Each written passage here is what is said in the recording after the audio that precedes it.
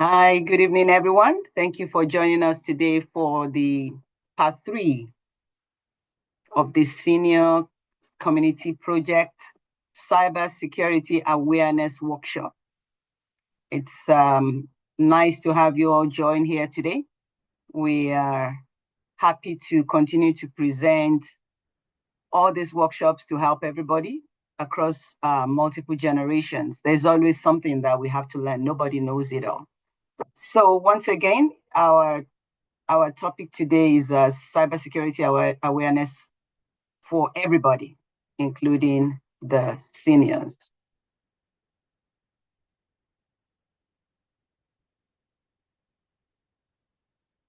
So we're going to have an overview, just a brief overview, because we believe that with the right advice, with the right guidance, anyone can take control of their cyber safety. You know, we all live in this world now where everything is out there, and it's called cyber. It's in the space, it's everywhere. So as we age, and a lot of things that we do easily might become a little bit difficult. So I would say that if any one of us have spent time with our parents, with our grandparents, you know that every technical thing they want us to help them with, you're not alone. According to the CyberSafe 2020 Public Opinion Survey, nearly 1/3 of Canadians have helped others with their cybersecurity. 61% of them have assisted parents, and another 17% have assisted grandparents to stay safe online. So we're all here to learn something today, which we can take to other people. What is cybersecurity? That's just the basic thing. But what we've learned in week 1 is a little bit different from week 2 and is a little bit different from week 3. We keep building, not week 1, part 1, part 2, part 3. We keep building on this project. Cybersecurity is a process of increasing our knowledge and our skills so it can assist us in understanding and also follow certain practices to help keep everyone safe. That is the goal of this thing. We want everyone to be safe. And the more we learn, that helps us to be safe. How do we explain to people in plain terms and not use all these technical jargons? Sometimes it can be hard to know how to explain cybersecurity to somebody whose security knowledge may not be as up to date as maybe somebody like me. How do we explain these threats without making it sound like threatening, like something really, really terrible is going to happen? So there are a couple of tips, hopefully, that I will be able to show people today in assisting the older adults, either in our lives or that we come across with their online security. October is the Cybersecurity Awareness Month. And this month, it's great that we're even having one of this class here.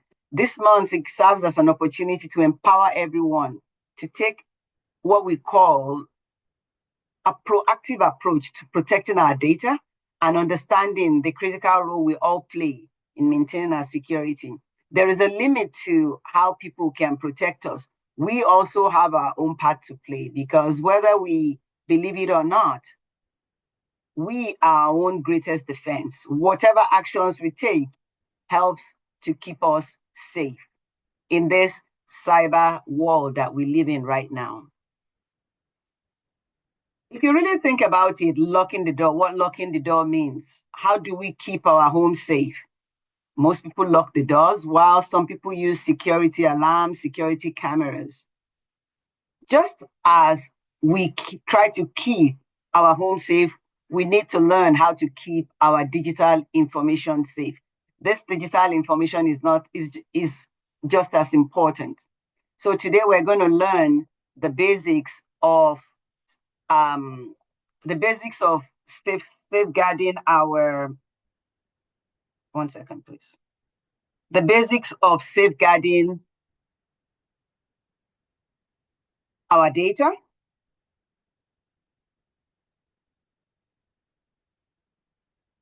The basics of safeguarding our data and common cyber crimes, risk of poor cybersecurity, and some tips that would help keep us safe. That's what we're here to learn today. Cybersecurity, like I said, is our first line of defense in a digital battlefield. I know many of us, by the grace of God, will not be in a physical war, physical battle by the special grace of God. But in a battlefield where everything is fighting to take up our data, everything is fighting to make us unsafe.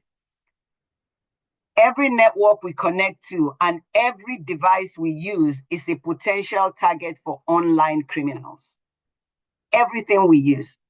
In today's world, every single weak link can be a doorway to disaster.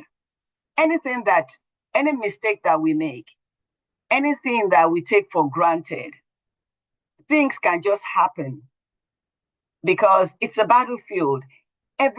Somebody is trying to take what belongs to us. You know, in the physical world here, people try to it's not as common as it used to be before, where they try to break into people's houses to take things, where they break into cars, where, things that, in this world is a digital space, a space, and everything, we're all connected together.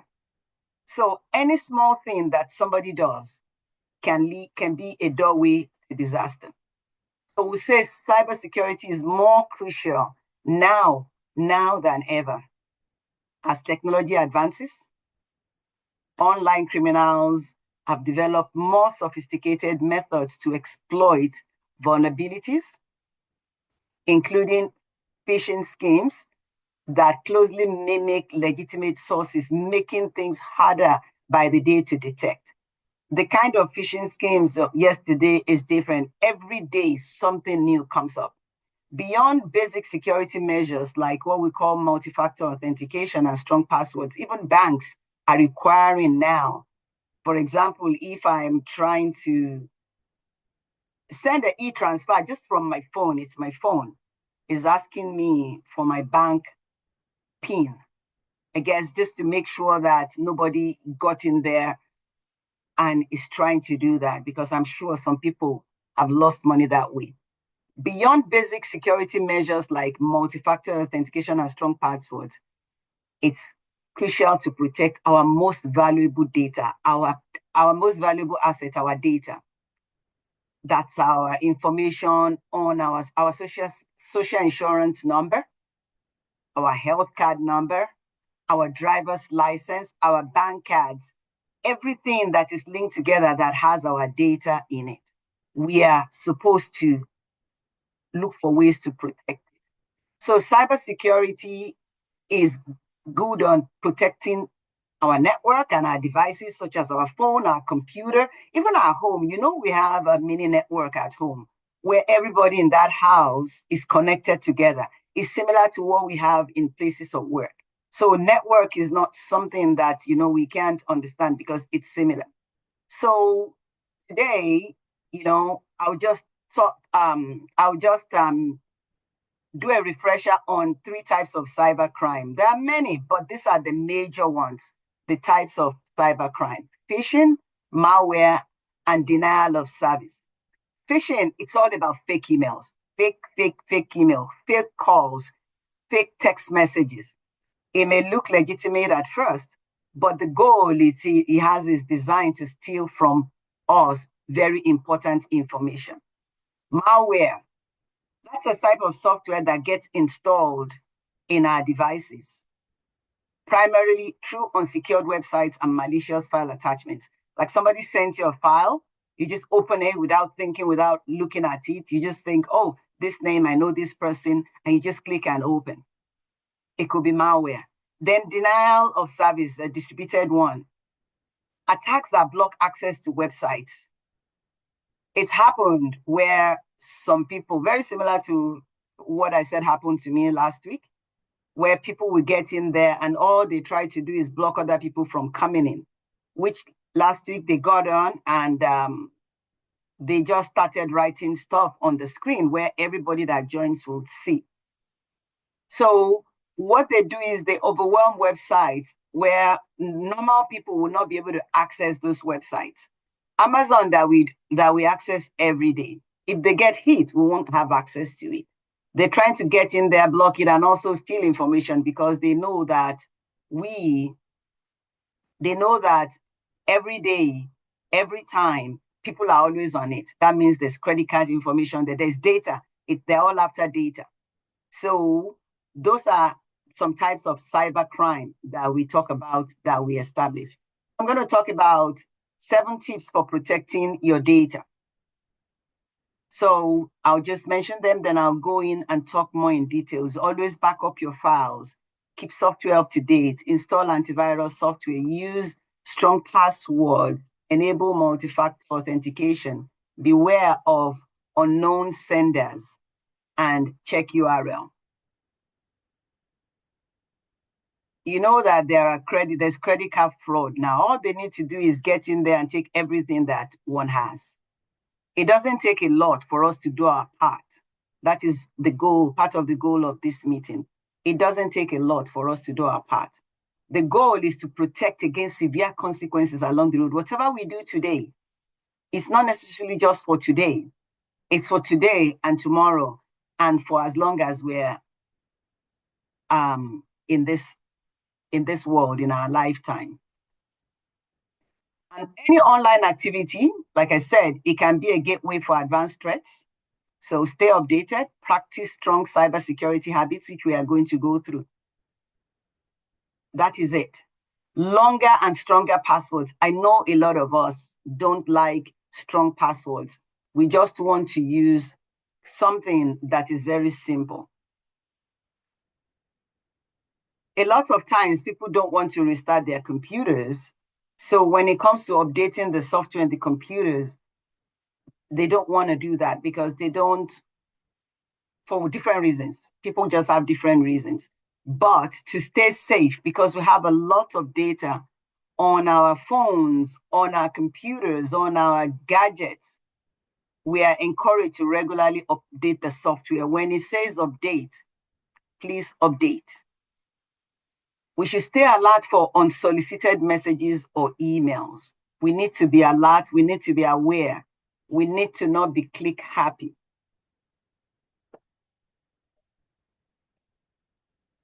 Malicious hackers and criminals, they carry out this thing, which I want to continue to reinforce because they want to steal our data. So I want to show some things about what I said, the 3 types of cyber crimes. Phishing attacks, it comes through emails, text messages, and even phone calls that appear legitimate. For instance, you might receive an email claiming to be maybe some trusted vendor, some Amazon or the bank, asking to confirm your login details. Remember, you should never share your password with anyone. Nobody. Even banks and everywhere, they keep reminding us that nobody asks for that. Attackers may pose as anybody requesting for personal data, or they may send fraudulent emails about anything. All they're trying to do is this: trick us into revealing sensitive information, social security number, financial details, which can be used for identity theft. They just want to create a second you and use to put people in debt. They want to steal information where they can. Everything is about stealing the money anyways, because what they want to use the data for is to get access to their accounts and steal the money, or have unauthorized access to things that they shouldn't be. There is the malware again. It's malware is along, the meaning of malware is malicious software. And it is a program, just like Microsoft Word is a program, Microsoft Excel is a program, but this one is created with harmful code, and the goal is to damage, steal, or disrupt data and systems. It can mean malware entering into a computer via suspicious emails or unsafe links, risking sensitive information.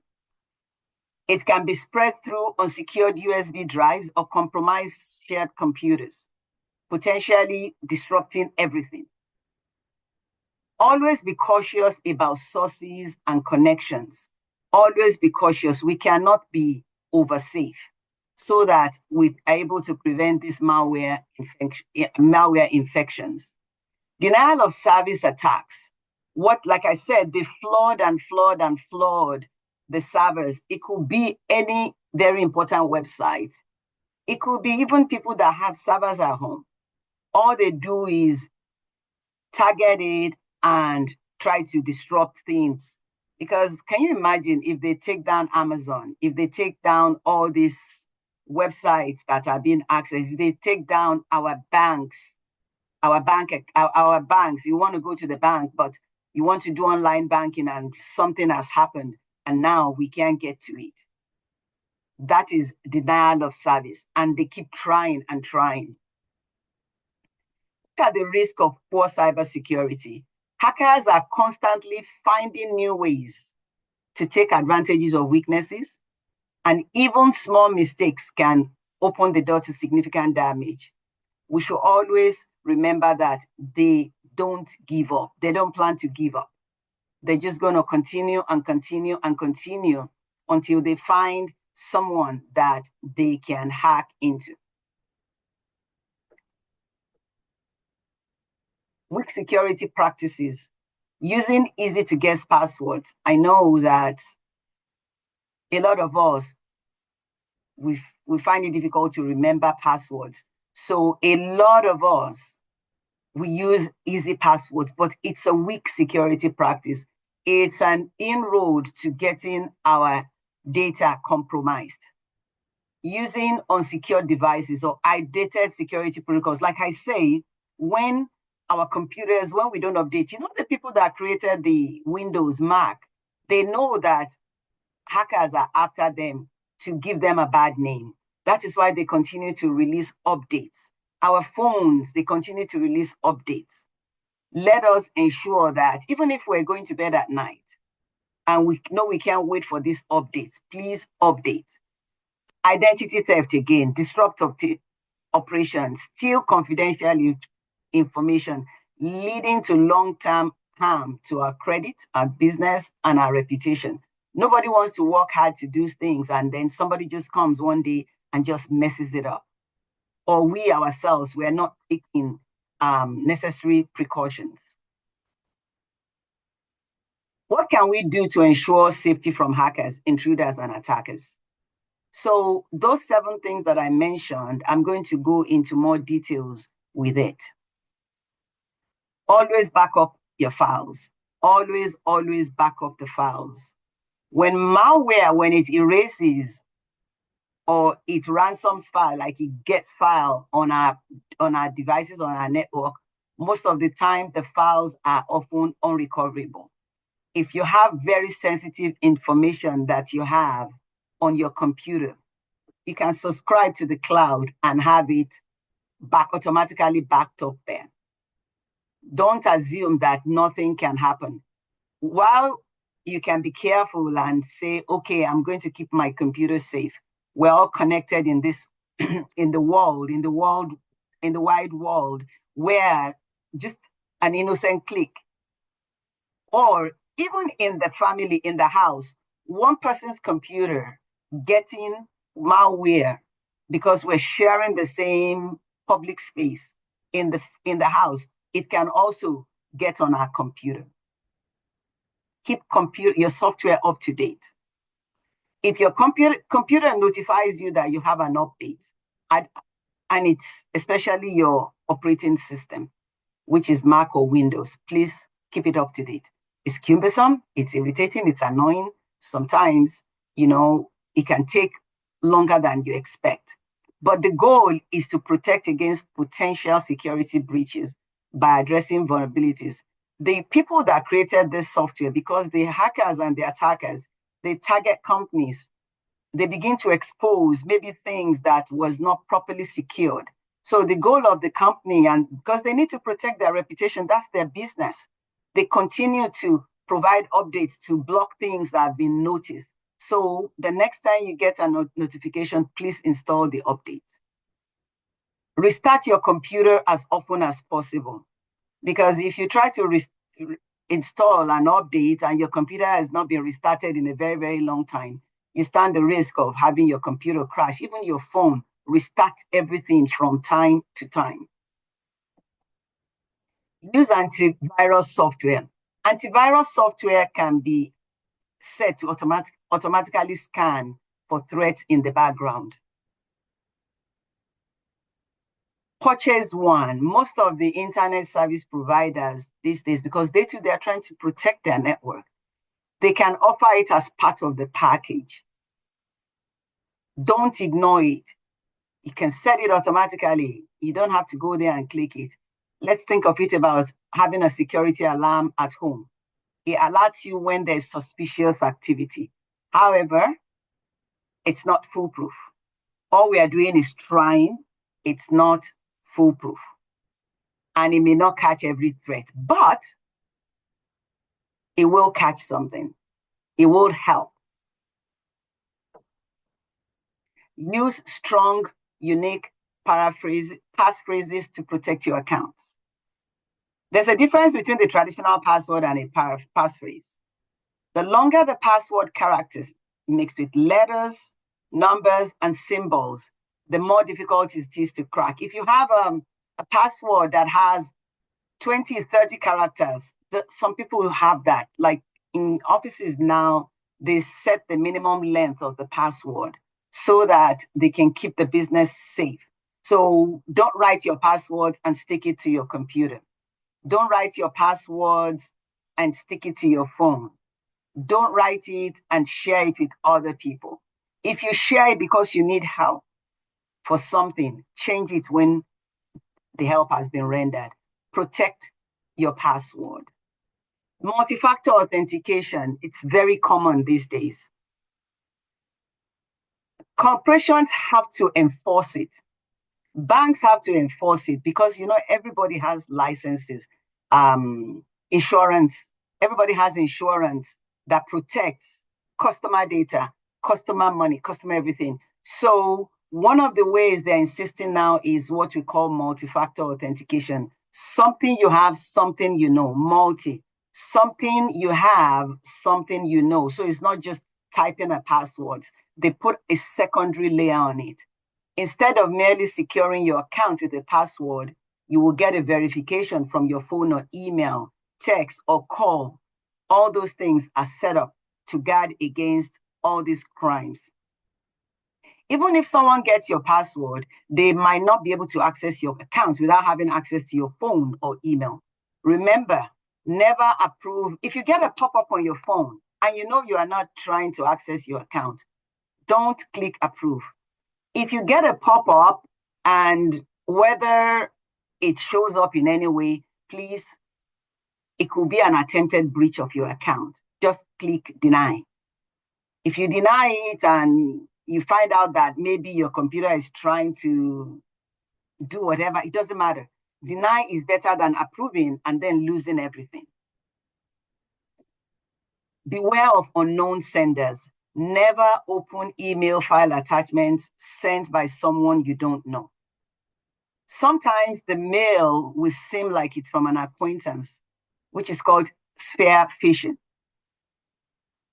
Like I said, just hover your mouse over the email and see whether it's a real email, because sometimes it just shows the name and you assume it's the person. It might not be the person. If their computer is compromised, they can automatically start sending bad emails to all the email addresses in the address book of that person. Same thing happens on WhatsApp. Same thing happens with text. If people's information is compromised, they can easily send an email to you and you think it's your friend. You think somebody is calling you. You think somebody is in trouble. It's always good to check whether somebody sends you some kind of weird emails and you can call the person. You can call and say, did you? And you can also help them to realize that maybe their computer and their information is compromised to help every one of us.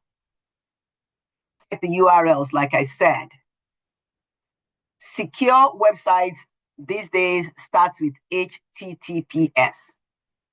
If you see a URL with HTTP that doesn't have the S, it's not a secure place to conduct sensitive activity. However, just because it has HTTPS doesn't guarantee security. Remain cautious. Be wary of typo squatting, where attackers create websites with similar spellings that are similar to legitimate websites. If you look at it very well, if you accidentally type some things, it will open a website that looks like the original one. That is part of what all these hackers and spammers and all these people do. They go and create something similar. Companies keep trying to get them taken down, but all they need is somebody that will fall for it. Always double check the URL to ensure you are on the correct website before entering any sensitive information. Cybersecurity is a shared responsibility. It's shared by everybody. Everything, we want it to be secure. The more systems we secure, the more secure we are. The more we all play our part in the things I've mentioned, better passwords, stronger passwords, in backing up our information, in using multi-factor authentication, using antivirus, not clicking emails we are not aware of, not clicking links to that we don't even know what it's about, the more secure we are. So I just want everybody to remember that. We're going to explore the latest trends in cybersecurity attacks now. There's so many. There is increasing sophistication. One of the most notable trends in digital threat landscape in this thing is the sophistication of these cyber attacks. They constantly develop new techniques and strategies to breach security systems, to steal data, and to disrupt critical services. Some of them are stealing, some of them are causing grief, because if they disrupt critical services, millions could be lost. So all of them, they have their own different motives while they do that. Hybrid phishing. This attack blends, it's a method that blends multiple tactics to bypass traditional security measures. That's why they call it hybrid. For instance, you might receive an email confirming a fake product order and instructing you to call a number for clarification. Once on the phone, they can manipulate us into revealing confidential information or initiating a payment transfer. This type of attack combines the phishing and the voice phishing, which is phishing. It makes it harder to detect through email filters, because now they are not really trying to get you to click something on the computer. They are trying to get you to pick up the phone, and then they instruct you, whatever, hang up, close the email, delete the email, and hang up. And there's another one that is called deep phishing. Like, everything is dynamic. It's not the same old one that we know. There's AI-generated deepfake videos these days, or audio recordings that are used to impersonate trusted people. For example, someone might receive a deepfake video message from someone that maybe is very close to one, urgently requesting for money transfer for some kind of emergency. You know, the lifelike nature of the deepfakes makes these scams particularly convincing, especially, you know, we do a lot of virtual communication now. People use WhatsApp, use phone, you know. A lot of times, you know, people don't even talk to each other. So when they use AI to kind of create a voice that sounds like one, they seem to be getting away with a lot of things. So let us be aware. Another one is the social media phishing. There's increasing use of social media, we know that. And also cyber criminals, they're taking advantage of that to target victims. A typical example might involve creating fake profiles to impersonate a friend or family member, or sending direct messages with malicious links. You know that even a lot of people now, they know that people can use their social media profiles, put their real pictures there, and use it to target victims. They do it to pastors a lot, where they will set up a similar profile and start asking people for money that, they saw this, they should send money. It's old and it's new. It's not stopping. And it's not stopping because people are continue to fall victim to that. The messages they will send, it will appear as part of normal interactions. They can share an interesting article. They do a lot of work. This cyber crime, these people, they work hard. They work hard. They will go find articles that might think is an interesting article, but clicking the link to that article can lead to compromise of personal data. There is another one called ransomware via phishing. You may receive emails that appear to be from known friends and family. What it does is trick people to download attachments or clicking links, and the link can infect the computer with ransomware. Once this is deployed, what it does is just locks down the computer, locks the files, locks it, and then people get this pop-up on the screen that is demanding money. You have to pay to restore your files. They are personalized, increasingly personalized. They try to use people that if they can compromise one person's computer, then they can get in and compromise other people, because they will send it from somebody email. And you might think, but you won't know that. They might not even know that their information has been compromised. Then another one is event-based phishing. Scammers, they exploit popular events like major sales, major sporting tournaments. For example, Black Friday is coming in November, exclusive Black Friday deals, or a last-minute ticket to a sold-out event. Somebody that is like, maybe it's cheaper or whatever, they click on it and boom. It will take that person to fraudulent websites that might look real, and that's it. Then social engineering attacks, they are also getting smarter. There's SIM jacking. SIM is the one that is in our phones, where fraudsters, they contact representatives of mobile operators of a particular client and convince them that the SIM card is hacked. So somebody might know your number or something and begin to call Bell or begin to call Fido or anyone that, I'm pretending to be you, that the SIM card is hacked. This makes it necessary to transfer the phone number to another card. If this deception is successful, the cyber criminal will gain access to the digital contents of the target's phone. That's what they want to know, to be able to get into your, a lot of us do mobile banking. We have a lot of things that we're on our phones doing. So let us be very, very careful. Mobile devices is a growing target for cyber attacks. They kind of don't really go much again for our computers, although they still do that. But because there is mobile devices everywhere, it's a lucrative target. So there's malware and attacks targeting mobile banking and personal data. The extensive use of smartphones for various activities, financial transactions, communication, it amplifies the risk associated with potential breaches. Mobile security becomes a focal point as cybersecurity threats evolve. So remember, update your phones, especially our smartphones, because now there are viruses and malware that is made to target the smartphones.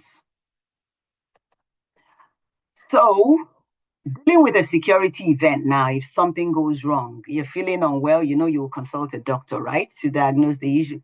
Similarly, if something goes wrong, call the bank if you think something is off. Call other family members if you feel your security has been compromised. Even if the event seems minor, it's crucial to report it. The consequences of delaying or ignoring a security incident can be very, very severe. got some things from the Royal Bank website. Seniors, with the rise of cyber crime around the globe, they say it's never more important to ensure you educate yourselves and family how to stay cyber safe. Do not use 1234 as passwords. Do not use 1234 as passwords. Do not use the word password as passwords. Don't share your password with anyone. Don't use your online password banking for anything else. While it's best not to reuse any passwords at time, it's especially important to use extra caution when it comes to bank accounts. Reset it regularly. Use MFA. Be vigilant about online security, because as you're vigilant, then we can fight against these cyber criminals. The banks, they're committed to keeping it safe, but we all have our own parts to play. E-transfer, set auto deposit, which means that you're going to have communication with somebody else. It eliminates the need for a security question and answer, which might be easy, which might be intercepted, or if you accidentally go send this e-transfer to a wrong person. So be careful with that. Even if somebody has asked you that they don't want auto, let them give you the password you're going to use so they are responsible if something goes wrong. If your credit card is stolen or debit card, report it. Go to the bank. Never provide confidential information, sign-in IDs, passwords to either phone call, text messages, or email. Avoid acting out of a sense of urgency or emotion. If somebody calls you and, they are all, be careful, because it might be a scam. We've talked about email scams. And one thing I want to say, when you send out email, do not include your bank account information. Do not include your birthday. Do not include your social insurance number. Do not include any sensitive data in emails. Emails are kept, and somebody can accidentally forward the email you sent to them to somebody else, and it can fall into the hands of the bad guys. Don't open attachments you don't know. Just ignore the email or delete it if you don't know. So many things come in, just unsubscribe, or if you don't want to get in trouble, unsubscribe from things that you're not interested in. Keep your email address safe. It is personal. Don't post it on public forums or enter it on sites you don't trust. Just because someone at a store asks doesn't mean you have to give it out. Can you give us your email address? I just say no. Because all you're going to get is all these spam emails. If I want to buy there, I go there and go get what I want. Have you ever received a call or a text message from a number you don't recognize asking you to do something, like provide private and financial information? It could be a smishing scam. I still get it. Oh, they call in from Bell. I said, this is not a Bell number. I know Bell number. This is 310 Bell. I should confirm my home address. Why am I going to confirm my home address? Oh, it's Bell. I'm like, I don't owe Bell any money, so why are you calling me? They just keep on and keep on and keep on, and you find the ones that are very harsh. Then another person that is nicer calls. It's just all these things. I don't owe Bell any money, so why would Bell collection or something be calling me? It could be that maybe my phone number was used by somebody that never paid Bell before, but that's their problem. It wasn't me. Don't pick up calls that if you don't recognize the number. Don't give away personal information to someone you don't know. Beware of this grandchild impersonation. We've talked about it at most of our seminars. It's one of the most prevalent scams around today. And it has tricked a lot of older Canadians out of nearly 10 million, even in this last year, according to RBC. If anyone calls claiming to be your child or grandchild, especially if they're asking for money, a credit card, or gift card to help with an emergency, don't fall for it. Hang up and call that family directly. Don't click on links sent by numbers you don't recognize. I'm sure we all get this weird, random messages, text messages. Are you there? Or something like that. And, if the number isn't legitimate, delete that text from your phone if you get it. Phone settings, smartphones are very smart. Our smartphones are really, really smart. but they are not always secure.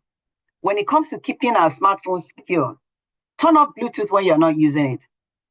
Don't install all those nosy apps. You know, our phones is just filled with all these apps. If you're not using it anymore, you know, just delete it.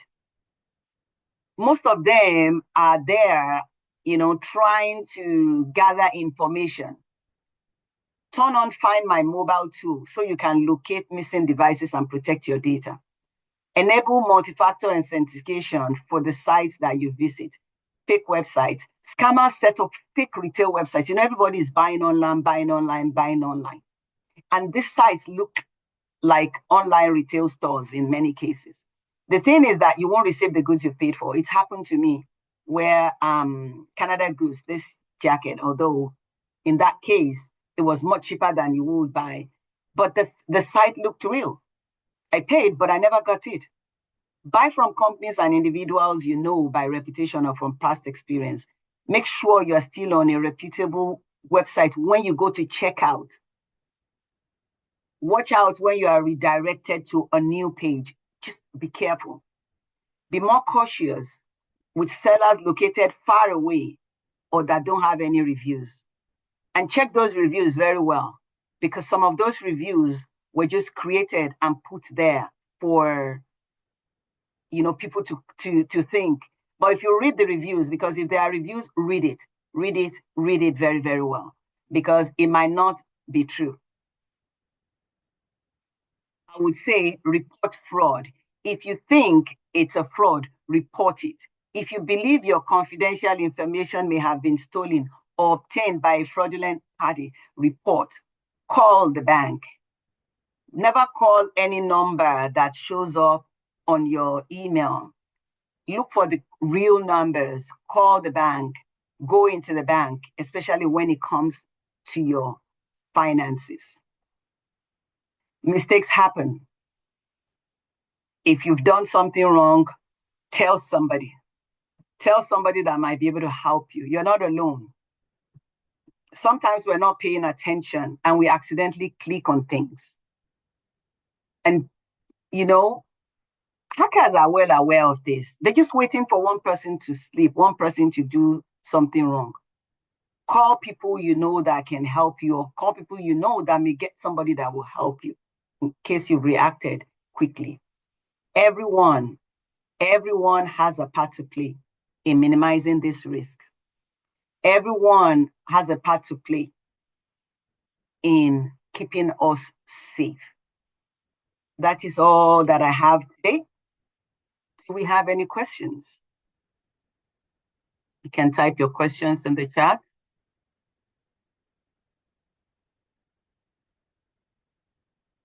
Do you have any questions? Okay. We're 6:45 p.m. now. I want to say thank you for joining. Thank you for being here today. We have the Seniors Abuse Workshop coming up shortly, and I want everybody to be prepared. We're going to send out information about that. Can we throw more light on dangers of redirected websites? Thank you. When I know that there are some websites that will say go to PayPal to go and pay, but you will see that if you actually go to PayPal and it will ask for your username and password. When it says go to, you know that most websites, they will not do that anymore because of this, so that people don't get scammed. Just if you want to pay and it's redirecting you, look at the link, look at where it's going. There's always a URL, there's always a name. And usually in that website, it will tell you that you will be redirected to this place. So be very, very careful and be very conscious of that, so that it doesn't redirect you to somewhere else. Check the spellings on that URL. Go back to the main website, see what it says about payments. See what it says about payments. You know, when you buy on Amazon, doesn't redirect you. When you buy on Apple, doesn't redirect you, and all those things. So I know smaller websites might do that because what they're trying to do is avoid the cost of certain things. But in this day and age that we live in, if you're not comfortable, don't bother. Just go find where you can get it safe. Does that answer your question?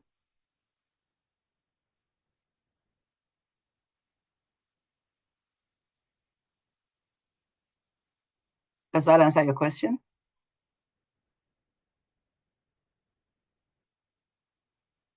Okay.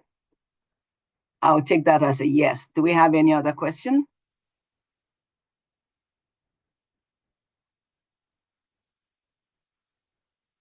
Okay, we're going to end this session now. Thank you so much for joining. And I hope to see you all next time.